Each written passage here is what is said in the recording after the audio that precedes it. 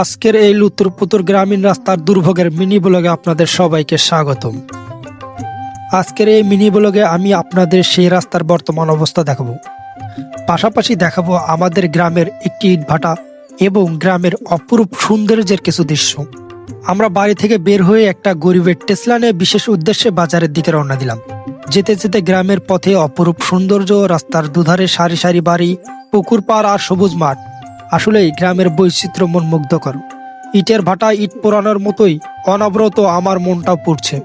শহরে থাকার সুবাদে কতদিন ধরে মন ভরে দেখি না এই গ্রামকে। আমাদের গ্রাম থেকে বাজারটা বেশ দূরে, যাতায়াতের দূরত্ব হলেও জিনিসপত্র বেশ সস্তা, তাই 8 থেকে 10 গ্রামের মানুষ ওই বাজারে বাজার করতে যায়। বাজারটা দূরে হলেও অধিকাংশ রাস্তা পাকা, তবে বাজারের মূল পয়েন্ট থেকে একটি অংশ এখনো কাঁচা রয়ে গেছে, যার কারণে প্রতিদিন এই রাস্তা দিয়ে চলাচল করা অনেক মানুষেরই ভোগান্তি পোহাতে হচ্ছে। বৃষ্টি হলে এই রাস্তার অবস্থা আরও খারাপ হয়ে যায়, চারদিকে কাদা আর গর্ত হয়ে যায়, তখন মানুষের চলাচল করা আরও কষ্টকর হয়ে পড়ে।